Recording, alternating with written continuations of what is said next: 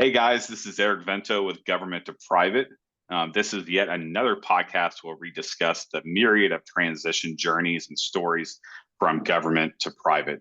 Here we have with us tonight Eric Kready. Super excited that Eric has agreed to join us this evening and share his amazing story. One thing that you'll learn as we go through tonight's podcast, but also going through other people's stories as well, is that there's not one or two different ways to go from point A to point B. There's numerous different paths to take from the government to the private sector. And I really hope that as you listen to Eric and his story, that it starts to resonate with you that, okay, I can do this. My story is unique, but whatever struggles or whatever hurdles that you're struggling with, they can be overcome. And that's really the purpose of these podcasts, is to be an encouragement, but also be a source of information and a single source of truth that there's a lot of people who have gone before you, and we are here as a resource for you. So Eric, thank you so much for joining us and just giving willingly of your time and your resources. Hey, Eric, thanks very much. It's really a pleasure to be with you this evening and your audience. You and I have known each other for several years, and I'm really thankful for what you do for our heroes out there. So really happy to be here. Hey, I'm Eric Kready. I'm a retired U.S. Army military police officer. I enlisted in the Army in 1989, and I was enlisted for 8 years, and then I went through the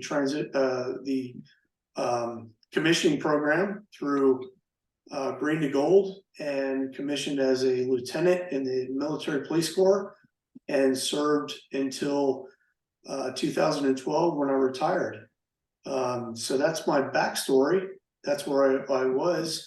And the transition from 2012, having served all those years in the Army, to being a civilian was, it was a bit challenging. I thought it was going to be, as most of us do, relatively smooth, relatively easy, and I was surprised. I was a bit surprised. If I knew now, or if I knew then what I know now, as the famous statement goes, it would have been absolutely amazing. So I'm not sure where to start, except for back in 2012, I met a few people in my transition fort, and I went to the then it was called, I think it's still called today, the Transition Assistance Program. And I'm not sure if I should say I was disappointed or if I was surprised. But either way, I knew that I wasn't quite ready to make the big leap to the civilian world. And I knew that because none of it made sense to me. None of what they were saying made sense to me. Excuse me. They talked about a lot of words and phrases and things I should expect and things like that. And none of that made sense to me. Even as a military police officer serving over 20 years, none of it seemed to make sense. But I went through the Transition Assistance Program, and I was about to make my leap, and I had to make the decision. The number one question I had to ask myself, and this is what I say to other people when I ask them when they're reaching out to me to talk about transition, the first question is geography or profession. And what I mean by that is Uncle Sam decided where I was going to spend my career for the last 20 plus years. And I didn't want Uncle Sam or anyone to make that decision for me. I wanted to make that decision. However, I was a military police officer, and I was studying security, and I had my degree in security management, and I wanted to do what I wanted to do in Chapter 2. So I had to answer that big, important question myself first: geography or profession? Now, I talk about this a lot to people, and it's the first question I ask, because if you're a teacher, or if you're a nurse, or fill in a blank. There's a lot of professions out there where you can go anywhere from here to the moon and find a great job. There's no doubt about it.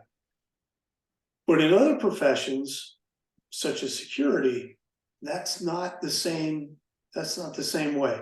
So if I wanted to move back home to, the great cornfields of Iowa or the beautiful mountains of Montana or wherever, fill in the blank, and be the director of security for the Acme Dynamite Company, that was going to be a big challenge. That was going to be a really big boot to fill. So I had to ask myself that question: geography or profession? And because my family and I, my wife is the most supportive individual on the planet, supporting me over those years of my career, I decided that geography was the answer to that. And we did a lot of research. As I recommend to everyone, make sure you do your research about where you're going or where you want to land. And we decided that Texas was where we were going to land. And people always ask me, oh, you're Army, you're a Texas guy, you must have been stationed at Fort Hood, or you must have been stationed at, wherever. In my 20 plus years in the Army, I've never been stationed at Fort Hood. I've trained there, but never been there. Never lived in Texas in my life, but we did our research. We did our homework. My wife is an Air Force veteran. They said, oh, your wife must have been stationed at Lackland. No, my wife was never stationed in Texas. We did our research. We decided that Texas was the very best place to start and live chapter 2. And so that's why we moved to Texas. And from there, I started to take the next steps in a piece of a strategy that we'll talk about later, and land in Texas to make ourselves successful. That's awesome. I love that. You had a plan, you stuck with it, you did your research, and I really like what you said about the military transition and being able to total brain fart, just total brain fart. I never had that happen before. Okay. That's awesome, Well, because that's what makes it real, Eric. That's what, yeah, that's absolutely. What makes it real. I was talking to a guy the other day who's in Fort Hood, and he's an aircraft mechanic.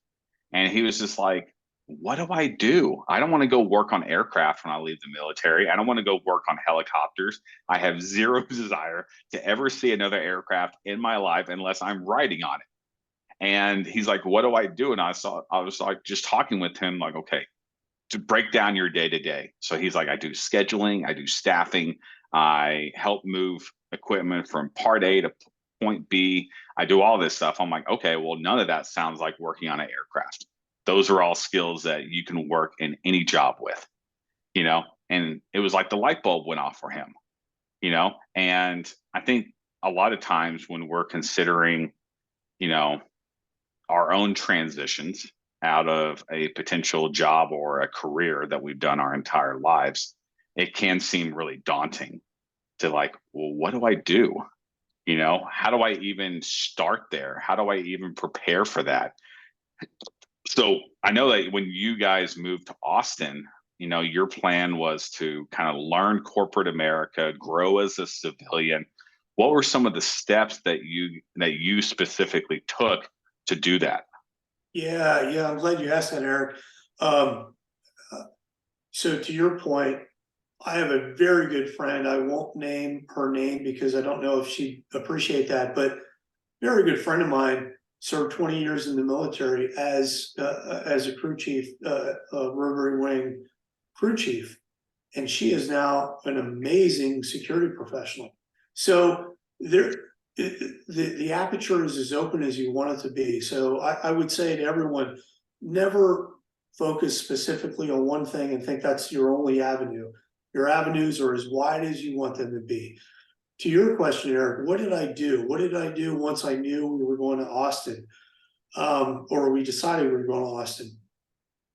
I got some really great advice, and I really wish I could remember the person that gave me this piece of advice.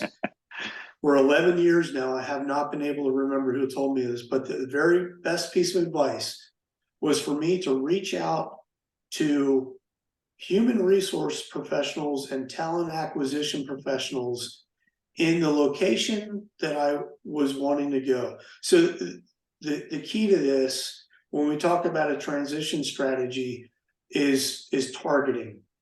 You know, we mentioned that our aperture has to be open. Our aperture has to be open for what career field we want to go to for chapter 2. But once we decide on that, then we got to start focusing, and we have to be targeted to that. And we have to target, you know, the companies the organizations, the bureaus, whatever it is, we have to start targeting those. But we also have to start targeting the people we want to engage with, and we build our network with, and things like that. So what I did was, having known my geography, my location, my general scope of, I was focusing on Austin, Texas, and I wanted to be a security professional in corporate America. That was my left and right limits. I started researching organizations, the greater, biggest organization, and you can do this, you know, everything is available on the internet. You can figure out who the big players are in the region you're going to. And I started looking at organizations and researching, you know, their values and their ethics and their corporate scope and things like that. And do I want to be a part of them? Yes, I do. No, I don't. And the ones that answered yes, I do, then I started focusing on reaching out to those human resources professionals and those talent acquisition professionals in those organizations. And believe it or not, Eric, this is like the crystal piece of advice, is 4 of them reached back out to me and were extremely veteran friendly and law enforcement friendly and wanted to help. And 2 of them today are still very close friends of mine. And That's they awesome. provided me advice, guidance, assistance, development of an elevator pitch, resume building, interview preparation, unbelievable amounts of assistance that there's no transition assistance program at Fort X that could ever provide what those people can provide. Yeah, I couldn't agree more. And, you know, what I'll say about that is my experience has been similar, but very opposite in some ways. Like when people ask me, hey, should I reach out to HR? I always tell them no, you know, because I know that HR is just inundated with messages on LinkedIn, especially, and that, you know, in most cases, those messages just aren't seen, you know, and that just goes to show you that there's a lot of different ways to attack an apple, you know. And when I talk to people about, okay, targeted networking and targeted relationship building, I always recommend find someone that you share a common background with, or utilize your network to facilitate an introduction to someone at that company who's in a role or within the same, I guess, area that you want to be in, because those individuals are usually a lot more easier to get a hold of than someone in HR or someone who's a recruiter who's handling 150 recs at the same time, you know. But that's not a it's not a dead end, you know. Like I still get messages from HR, I still have people reach out to HR who get messages back, you know. Ultimately it's an avenue that you should explore. You shouldn't close yourself off to one only to pursue another. You should be exploring all of them and just say, okay, well, if I get a message back, great, and if not, I'll move on to this one. Yeah, definitely. It's about the research first, you know, doing your homework. You know, we talk about network, and I'm sure we'll talk about this some more, but network is not about knowing 1,000 people or 10,000 people or being security famous. Network is about quality, not quantity. Yeah. Quantity does nothing for you. Quality does everything for you. And I can give 1,001 examples of that. But to your point, Eric, my network, and that's how I got in to one of those people. It was through a veteran I knew who ended up in a company I was interested in, who said, this talent acquisition person is someone I know who brought me in, and they opened the doors and helped me understand what corporate America is about. And another person who posted on LinkedIn that they had helped work with veterans organizations and volunteer work. And I said, through my investigative skills, I figured out that that person is the right person to reach out to. And that person is one of my best friends today. So it's about doing the homework and using, I hate to use military kind of, law enforcement analogy, but it's about using a sniper rifle and not the safari. It really is. Yeah. I love that metaphor, and I before we move on, I'll take you back to, you researched all these different companies and you looked at what they stood for, what their brand was, their ethics, their values, obviously as much as you could.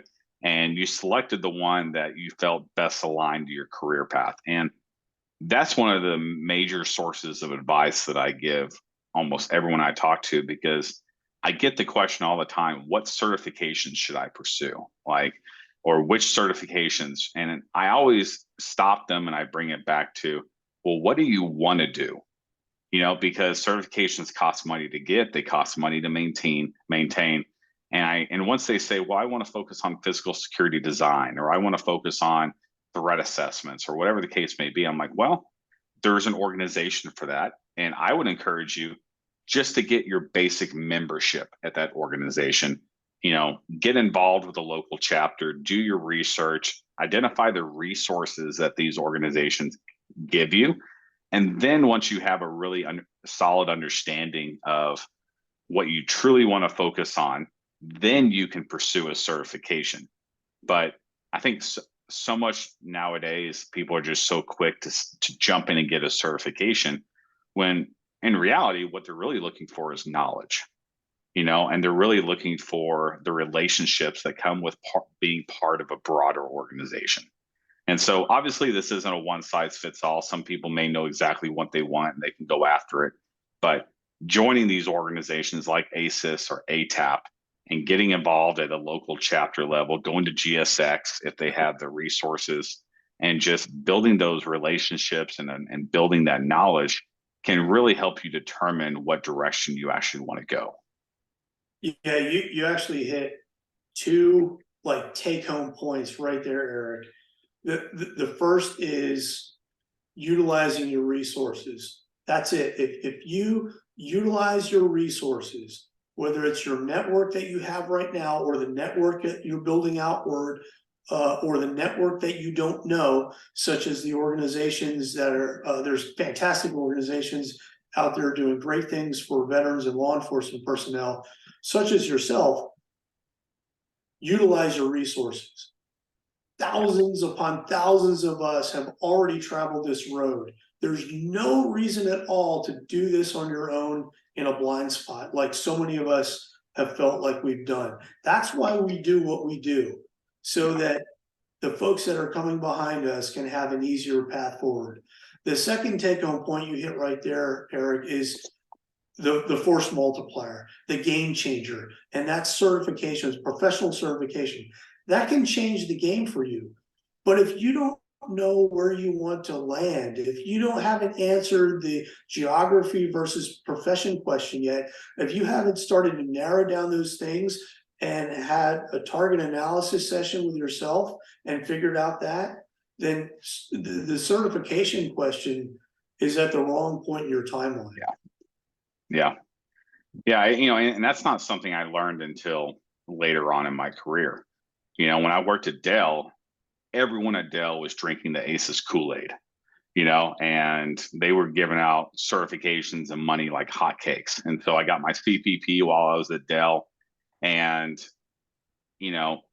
I loved it. I really enjoyed it, but I haven't used it since. None of the organizations that I've worked for have really valued ACES or valued the CPP.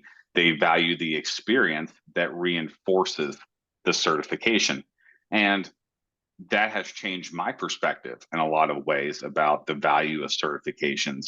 And, I used to think that certifications were the end all be all, until I went through that experience and I realized, well, the value is in the eye of the beholder, and also the value is obviously in the information that's presented within the training material, and if you're a member of ASIS, you're getting that material on an annual basis. If you're a security professional, depending on what you do and what your scope is, you're involved in the industry on a daily, monthly, and annual basis, and so only it's an individual choice whether the value of the certification is worth the financial cost of maintaining it.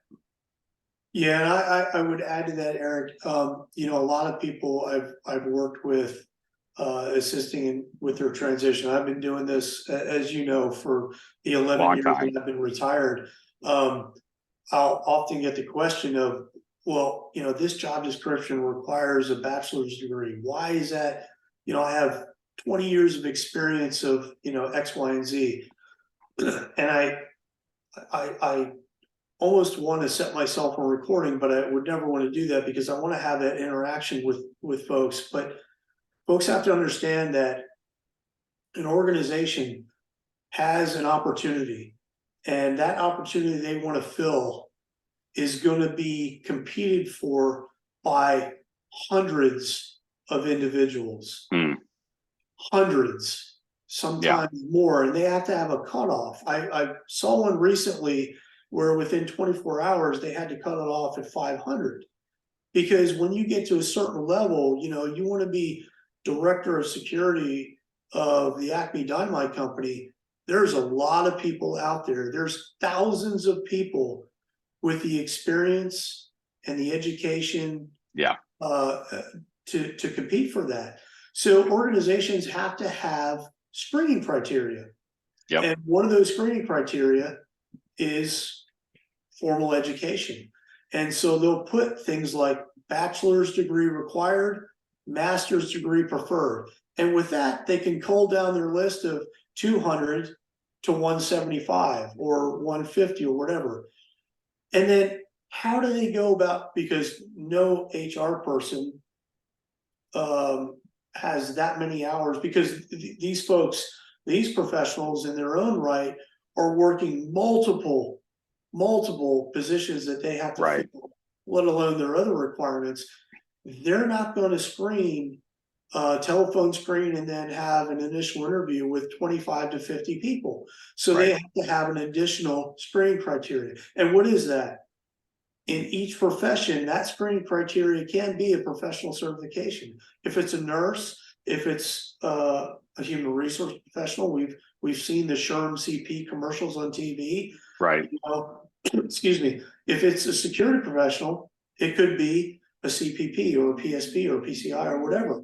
So there are screening criteria that these organizations have to put in. So that's why those things become really important. And that's what we learned in one of the previous podcasts with Lisa Dean, where she walked us through the applicant tracking system, which for me, I've utilized ATS systems in the past, but that was one of my first times looking at that specific one. And it was a really interesting eye opener to hear her talk about knockout questions, because so many times, we're going through an application and it says, do you have this or do you have that? And if you don't meet it to the nth degree, you have to say no. And it never occurred to me, just because that's not something I do on a daily basis, that by me putting no, or that I don't have whatever they're looking for, that would automatically knock me out of consideration. And so I saw that the other day. I was looking at a job for a client, and usually when we see certifications, it's preferred, but for this one, the CPP was required. And he was saying that as he went through the application process, it specifically asked, do you have a current CPP issued by ASIS International? And he said no, and he got an auto rejection email like almost immediately. And so that was that company's knockout question. They want the CPP. They believe in ASIS International. They want to benchmark with the best, and that's something that I automatically thought about when you were talking about that. Yeah, it's becoming more common than not, and especially when as the economy shifts. We all know the economy goes in an 8-year parabola. There's high times, there's low times, there's booms, there's busts. Tech is up, gas is down, whatever it is. But someone asked me the other day about they're trying really hard to get into something, and I said, well, when you think about where we are right now, and you think about what's going on with interest rates and things like that, I'm not trying to be some financial advisor, but when we think about when times are tough, when we think about the basic needs, food, clothing, shelter, those are the industries that are going to be in the need, always in the demand. And if you work in those sectors, or if you target those sectors, when it comes to your targeting of where you want to be, you're going to have a much better aperture of success. There's pros and cons of everything. If you target tech or pharma or certain things like that, yeah, you're going to make massive amounts of money, but you're also, as the parabola goes, you're going to see the layoffs, you're going to see those unfortunate times. Whereas if you target the food, clothing, shelter, the steady state upward rise where people always need it, you may not make the huge bucks, but your aperture is going to be wide, your opportunity is going to be wide, and there's going to be a lot more opportunity. Yeah, I couldn't agree more, and that's exactly what I have right now, and I'm super grateful for it. Circling back to your transition journey, you spent 5 years in the Austin area, and then a new opportunity presented itself in the Fort Worth area. Can you talk to us about that? Yeah, absolutely. So I mentioned that my goal coming into the civilian world in Chapter 2 was I wanted to learn corporate America. I wanted to understand the vernacular. I wanted to know what EBITDA was and things like that. I had to unmilitary myself and become a civilian to learn all these things. And it was a struggle, but that was like I came in eyes wide open.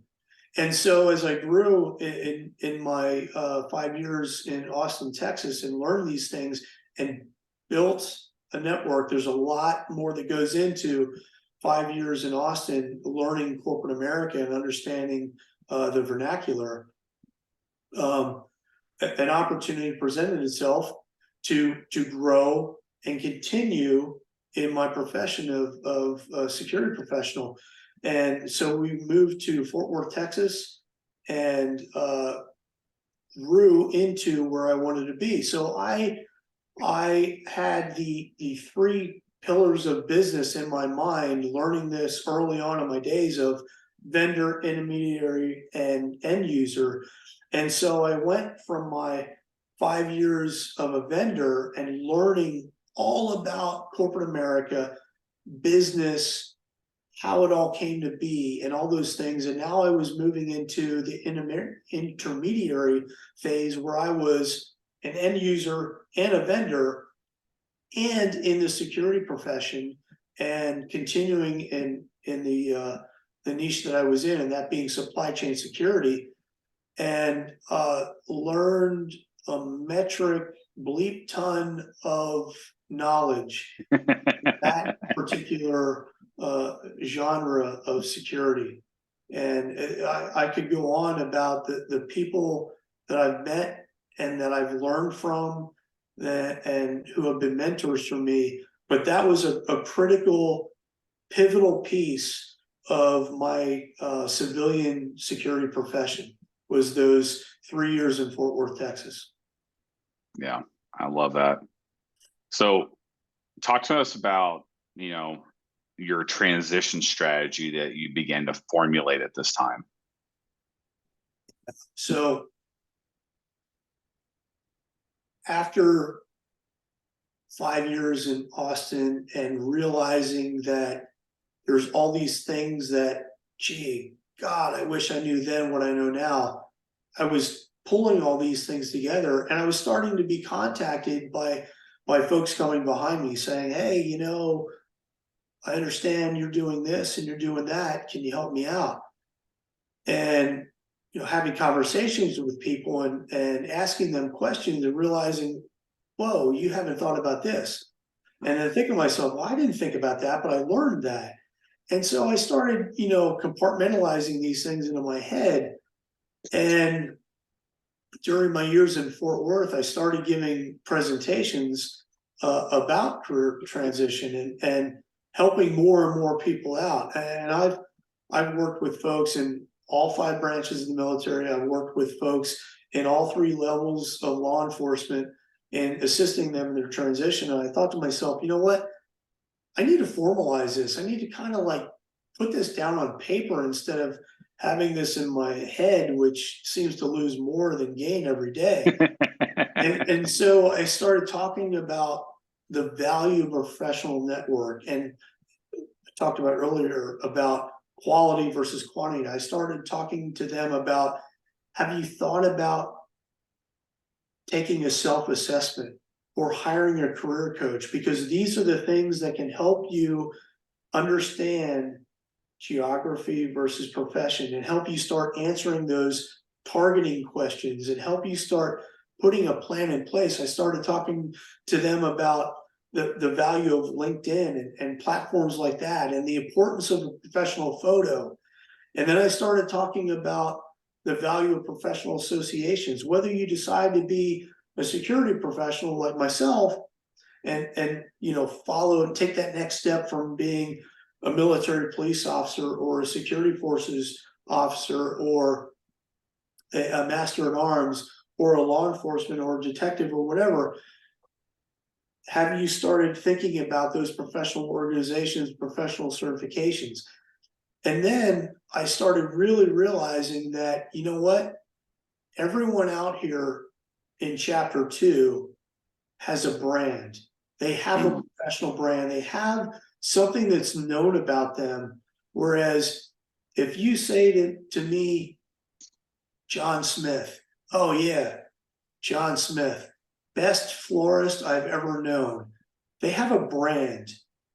And why that brand is important is because when you're competing against those 200 people that we talked about earlier, and you make it through that first level, and there's 150 gone, and now there's 50 left, and now there's 25 gone because of the next screening criteria. Now there's 25 left.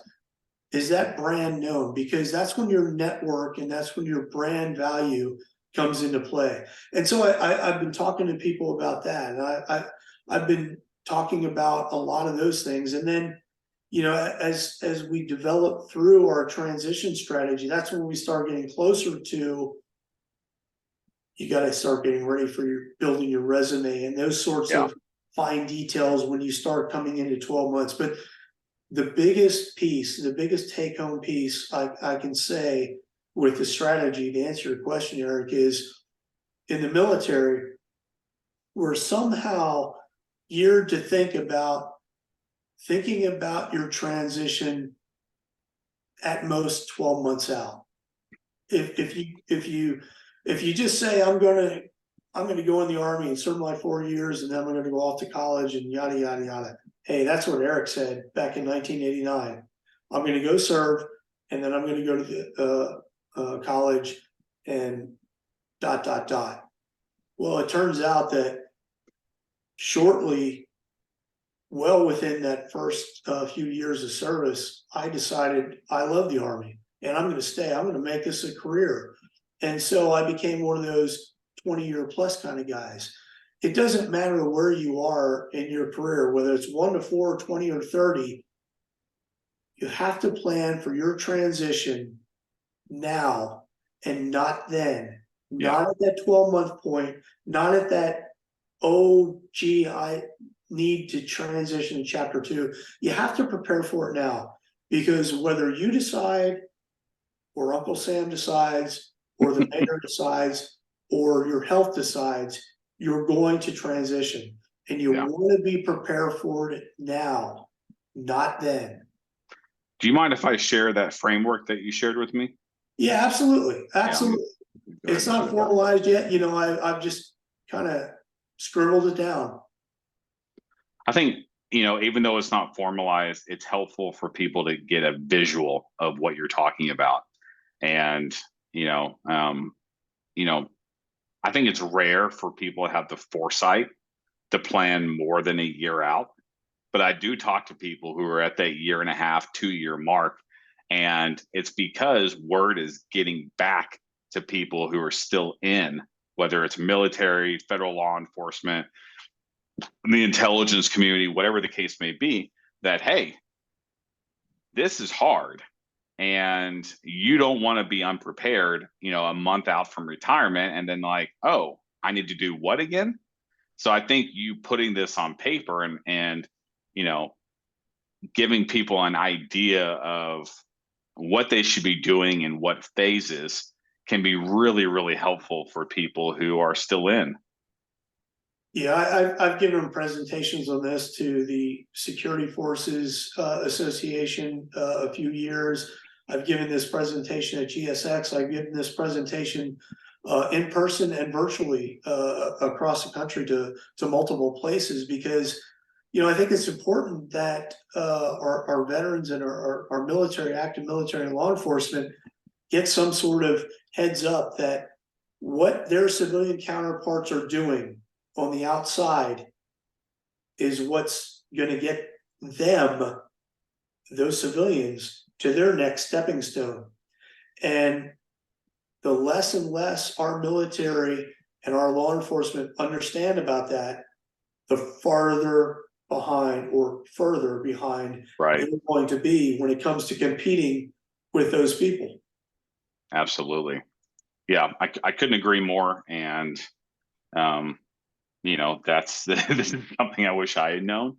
As you know, I did not transition voluntarily out of law enforcement, and so I wasn't given a chance to prep and to prepare. But for people who are, approaching that retirement or who are, kind of getting that itch of like, well, I don't know if I want to be a lifer, or whatever is going on in your life that is causing you to assess potentially a new direction, whatever that may be, personal, professional, otherwise. It's really important to talk with people who have gone before you and say, what can I be doing now to start reorienting my mindset to something different? Because you can do all these actions, but one of the hardest things, arguably, if not the hardest thing, is to train your mind to accept that you're going to be transitioning into something completely new. And that's a really scary proposition for a lot of people. It is. It is. And I would say, acknowledge it now. Find some link to the outside now. Find something about you that you can reach out and connect with someone who's already there. I'll give you an example. I'm a paratrooper. How did I make my leap to Austin, Texas successfully? It wasn't about loading up the Dodge Ram and making the 2-day drive to Texas. It Right. wasn't about that. It was about making the right connections. It was about being at the location I was at, talking with a former paratrooper who was retired and served as a DoD civilian, and giving me here's the reality of what you can expect. Think about this with your retirement check. Don't forget they're going to tax you this way, and giving me those little tidbits, but also connecting me with another fellow paratrooper in Austin, Texas, and making those small connections. Now, not to confuse with your brand. Your professional brand has to be who you want to be, not who you are, because there's not a big call for paratroopers in the civilian world in corporate America. not a Right. big call. Okay, so that, that's not what you want to emulate. That's what you want to utilize and employ to help you build your targeted quality, not quantity network. But that's not your brand. Your brand is who you want to be. You want to be known and you want to be recognized as the best librarian on the planet right now, the best florist, the best whatever it is. And that's how you develop those step-by-step pieces.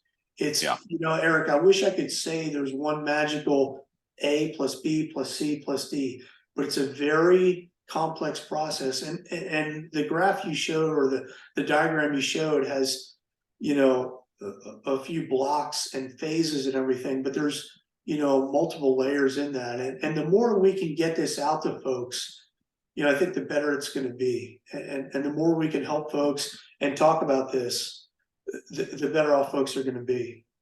Yeah, I mean, I agree, and that's something I talk about pretty consistently with people is, there's two blocks of people who succeed in the private sector. There's one block which makes up about 0.1%, and we call those people the unicorns. They get out of their chosen profession, they take whatever resume they have at the time, they apply, and within a couple of months they're in the job that they want to be in. We can't explain why it happens. We have no idea how it worked, but it did, and they are the unicorns. But for everyone else that exists outside that 0.1%, I like to say it takes doing a lot of things consistently well, to get into the job that you actually want to be in. And there's not unfortunately, I wish there was, like, do you want the red pill or the blue pill? Like I would love if there was an option like that, but there's not. And, and that's one of the difficult things about being a coach is, people want to know, well, what's the magic formula? And the truth is there's not one. Now there are certain things that you can do that usually have a higher likelihood of helping you, increase your chances of getting to an interview or getting to the job. But sometimes it's sometimes it's the one thing that you focus on more than anything else. Sometimes it's networking. Sometimes it's plain dumb luck, that gets you into the opportunity that you want to be in. It's a guy that you met in line at the airport. Like, you never know what's going to happen and what's going to be like the what's the word I'm looking for? Like the differentiator, yeah, thank you. The differentiator, the catalyst for yeah. you getting a job. I mean, I've had multiple jobs since leaving law enforcement, and I tell people pretty consistently, because I'm proud of it, that 4 out of the 6 jobs that I've had have come from people reaching out proactively to me and saying, I think you'd be a good fit for this. Are you interested in having a conversation? And I say that because I also know people who have only used a resume to get jobs. They haven't had any jobs that have come to them through networking or relationships. It's just been straight resumes all day long. And so I say that to tell people that this is why what may work for you may not work for someone else, and vice versa. And that is, unfortunately or fortunately, depending on how you look at it, that's one of the most frustrating things about the corporate world. Yeah.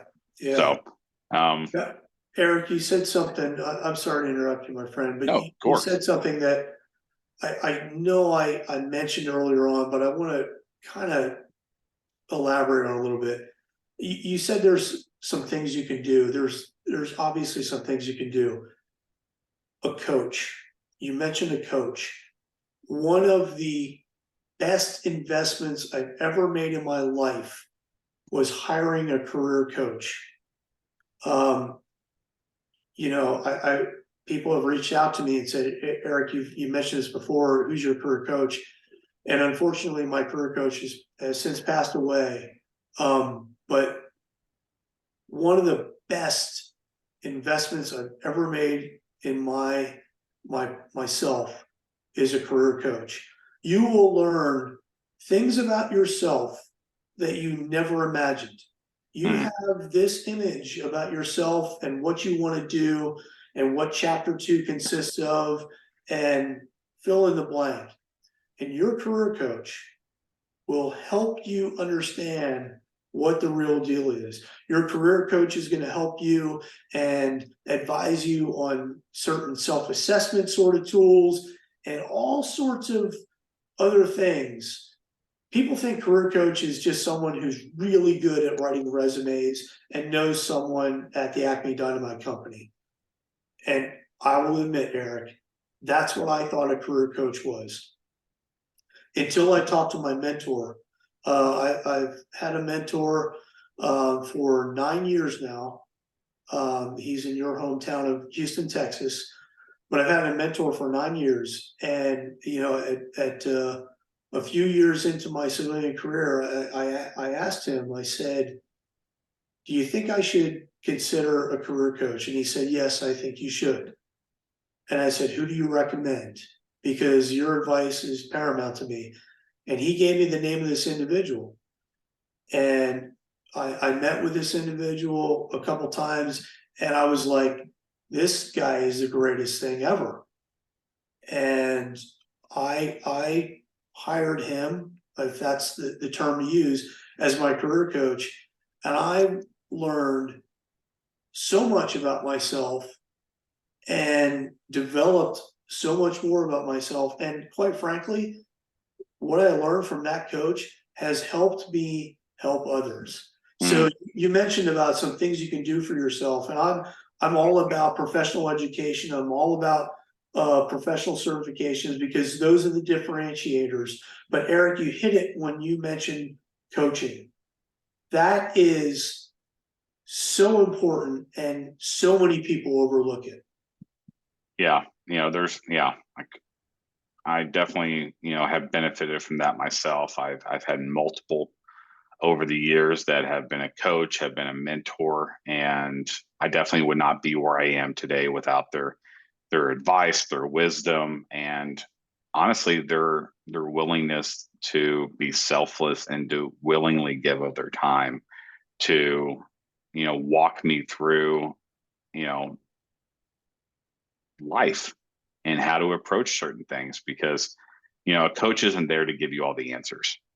A coach is, at least in my opinion, a coach is there to help you realize what the best approach and the best path forward is. And the coaches that I have, I really wish I could name them right now, but they have been instrumental to my journey and to my personal and professional growth. So I really appreciate you bringing that up, Eric. Yeah, it's so overlooked and yet so important. And the other thing I would say that is often overlooked, and I will admit that I overlooked it during my military career, because I was focused. I had my mission that I had to accomplish, and that was all that mattered in my world. But I, again, did not realize what my civilian counterparts were doing. And every day of focusing on my mission was every day that I was falling behind what my civilian counterparts were doing. And I succeeded my mission and exceeded my mission. But when it came time for me to transition to chapter 2 and compete with my counterparts, I was woefully behind. And one of those things that is often overlooked that I'm talking about is volunteer work. Whether that volunteer work is at your church or at the Red Cross or in your profession, and my profession being security professional, my volunteer work is in ASIS International. Your volunteer work is extraordinarily important. It's important for two reasons.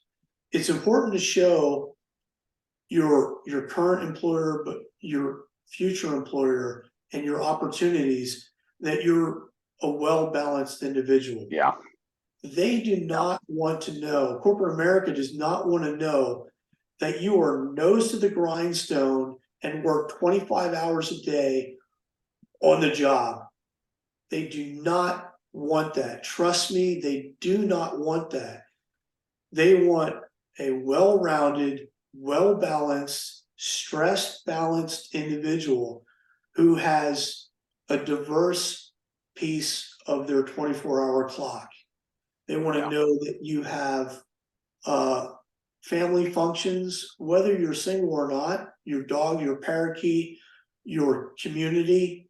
They want to know that you have volunteer and other interests, whether it's, part of the national parks and you like to hike, or volunteering at the food bank.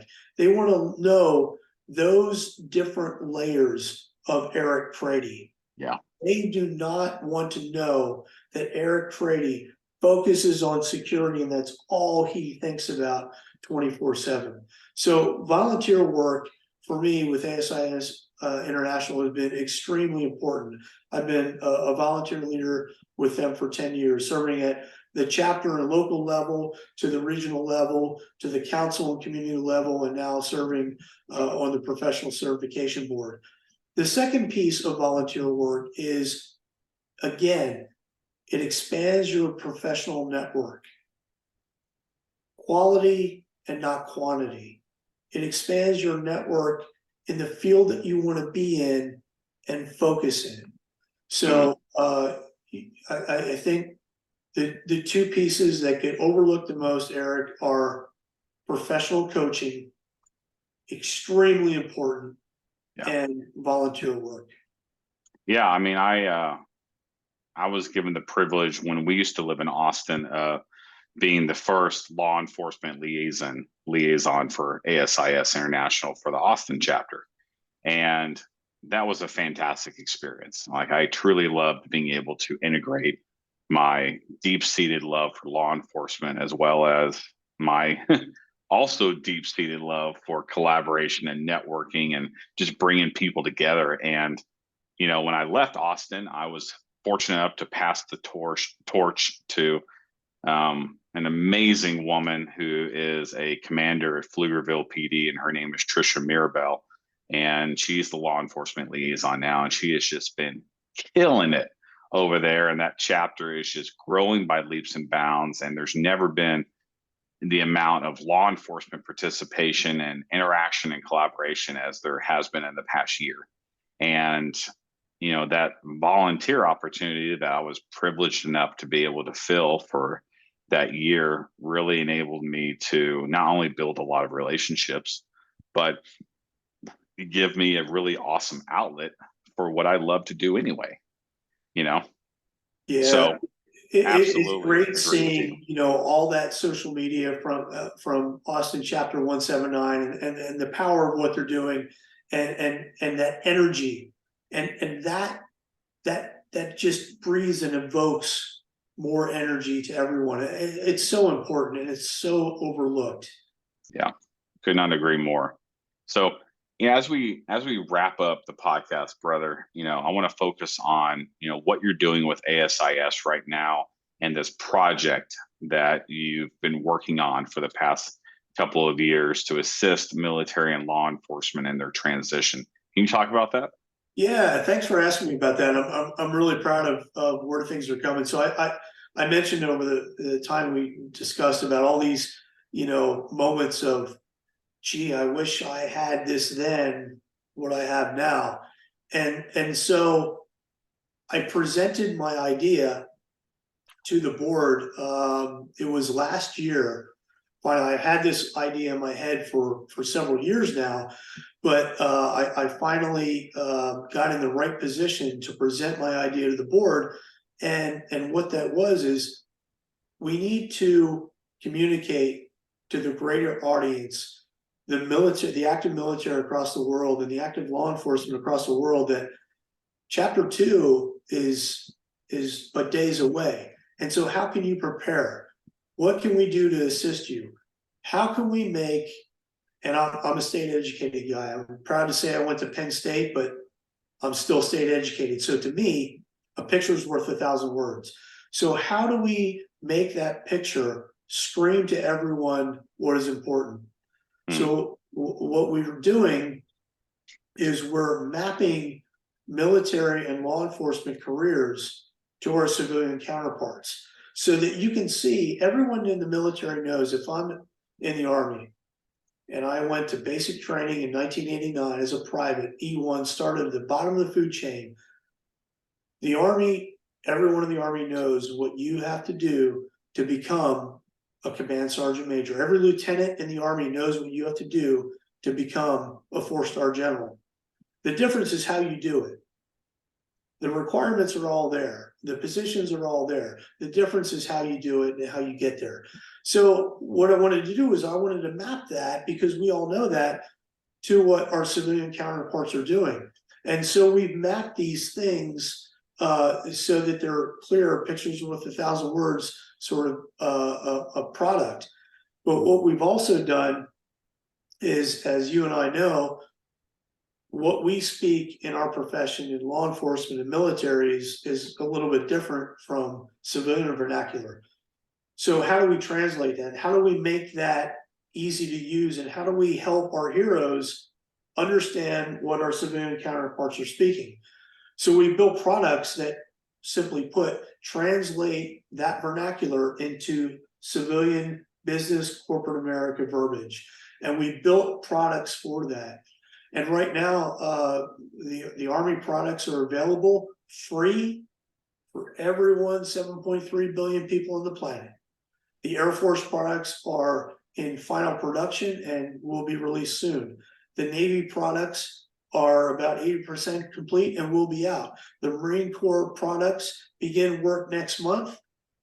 In 2024, the law enforcement products and United States Coast Guard will begin production. So we're building these sort of things, these pictures worth 1,000 words, so that our heroes can look at this and go, wow, this is what I'm doing. This is what I've been done. This is what my counterparts are doing. How do I fill in the blanks? What do I need to do? And when you put that and you look at a transition strategy and you can start to connect those dots, you can achieve success. That's what we're hoping to achieve. Man, you're going to put me out of business, brother. I do not aspire to, believe me. So can you give us an example of what that would look like if someone were using the tool?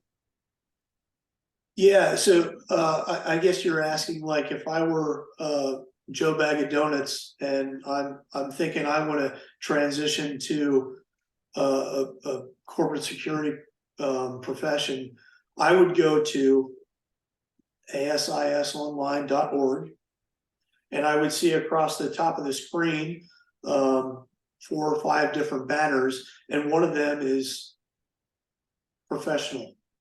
Okay. And I would click on that professional tab, and I would see a drop down of about 7 or 8 different options, and one of them would say military career transition, and I would click on that. And all of a sudden, it opens up a screen where it shows that career mapping that I talked about. It shows everything I, Joe Bag of Donuts, did in my career. And right next to that, it shows what my counterpart has been doing in his or her career.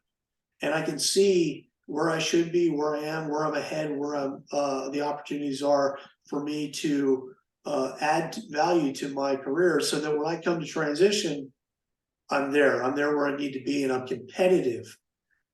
And all I need to do to get the rest of the documents is click on that link below, put my email in, and boom, those other documents, those other products that are going to help me transition successfully are going to come flying at me.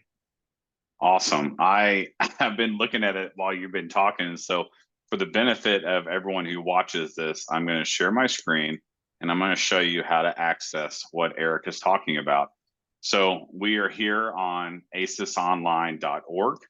You're going to go to professional development at the top. You're going to click on military to civilian career resources, and you're going to see map your course of action. So here we have a commissioned officer, a warrant officer, and an NCO. I'm going to click on the NCO one. It's going to open up this career map. So it's going to give you a compare and contrast between the NCO career development and the civilian security professional development. As I scroll down, you can see military police. You can see the different aspects of career development depending on where your career is and what MOS you're assigned to. This is really, really cool, Eric. how long did it take you to really do this? Yeah, so in the back of my mind, it was me being a retired military police officer, having this experience and knowledge of my background. Um, the knowledge was there. It just took me. I needed to bring in a few colleagues of mine who are recent transition from United States Army. Me being 11 years out, things change, as we know in the military. Things change on a daily basis. So I wanted to get the most current and accurate assessment of where we are, and so I just brought folks in, a couple folks to help me fine tune this, and then it was all about working with the marketing folks and building these products, and then the big piece and the even harder piece was reaching out and grabbing those other people in my professional network, those Air Force professionals who are now civilian security professionals. And oh, by the way, the Air Force professionals who are active military, because a lot of the volunteers that helped me build this project are active duty. And that's what's important, because and we even have some active duty folks who are professional certified people. We have CPPs and PSPs who helped build this product. So recruiting those folks from the Air Force, from the Navy, from the Marine Corps, from the United States Coast Guard, and from all my friends, brothers, and sisters in the law enforcement community who are helping me build the 2024 products. It's all about, it goes back to having a vision, having a dream, having a network of people who you can build upon and have a like-minded vision of, yes, this is what we need. I wish, Eric, you said it before and I've said it to myself, but you'd be very surprised at how many people have reached out to me since this product went live and said, damn, I wish I had that when I was in transition. Yeah. Yeah. Yeah. This is amazing. Like, this is the first time that I've seen this. And I mean, this is far and away more than I've seen anyone ever create. And I think this is going to give a just significant transparency and clarity to what a potential career map would look like. Because I think it's easy to listen to people like you and I and say, okay, that makes sense. But what do I actually do? What does that look like on paper? And I think that you've really nailed it from being a visualization perspective and being able to look at something and say, okay, well, this is my MOS, or this is something similar to this. This is where I need to be, and this is what I need to do to accelerate my career. Like, well done, Eric. Well done.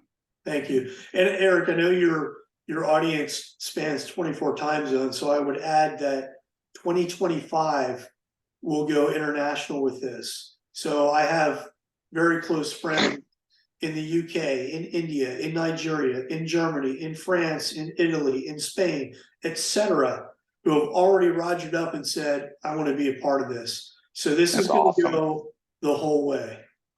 Man, I love to hear that, brother. I mean, I think that there's such a need for this. And as I said to someone the other day, the for the transition people out there and for the stories and the journeys that we're trying to articulate, the need is great and the workers are few. And I think that this is really going to be a massive force multiplier for all of the people who are willingly giving of their time to help so many others. And I can't wait to see what you do with this and where it goes from here. And I'm excited about this. This is awesome. This is definitely something that I can refer a lot of people to as well. And the hope is that the military recruiting structure would be able to utilize something like this in their own information, sessions and their own, programs for people who are considering getting out. I agree with you, Eric, and I appreciate your endorsement. I really do. I have high hopes, aspirations, and intentions of getting in front of folks like the Provost Marshal General, etc., in 2024 as this develops, so that I can show them the importance of this product to help today's heroes be successful tomorrow. Absolutely, brother. Well, we have had a fantastic podcast this evening, and before we go and we share this with the world, any other advice that you have for people who are in the transition process now or considering something similar? Yeah, the take home point I would say is utilize your resources. Resources are abundant and they can be overwhelming, but utilize your resources. Do not go this alone. Eric, I, thousands of others have traveled this path. Learn from what we've learned so that your journey is easier than ours. Yeah. There's a whole army of people who have transitioned out before you. It doesn't matter what field you're in, whether you're a teacher, you're an intelligence professional, military, law enforcement, elected official, if you're in some way affiliated with the government, we can find someone who has been where you are, and you are not alone. There are a lot of people here who generously give hours and hours and hours of their time to, walking you through, at least a foundational learning path and or foundational transitional path. And, that's something that I constantly want to harp on when we're doing these podcasts is that, this is for everybody. This journey that we're talking about, this can be accomplished by anyone. You don't have to have a lot of money. You don't have to have a lot of education. You just have to be able to work hard, and you have to be willing on some level to swallow your pride and reach out and ask for help. And a lot of guys who are coming out of law enforcement and the military, that can be the hardest thing, is saying, I don't know it all. How do I even reach out and ask for help? And one of the biggest ways is to utilize the people who are appearing in these podcasts and who are giving up their time to reach out to and just say, hey, I saw your podcast. I really resonated with me. I'd love to take 15 to 20 minutes of your time and just, get some advice. Please reach out to us. Please utilize, this and the people who are doing this to hopefully, give you some choices where you may not have any. So, yeah. Eric, I want to thank you for inviting me to your pod. I really appreciate the time, and I'm, as you know, for years I'm available for you 24/7. I appreciate it, brother. I can't tell you how much I appreciate you generously giving your time this evening, and I can't wait to see what effect and feedback that we get from others who watch this in the days and the months to come. So, Eric, thank you again. Have a great evening, and we'll chat soon. Thank you, brother. You as well. All right, man. You too.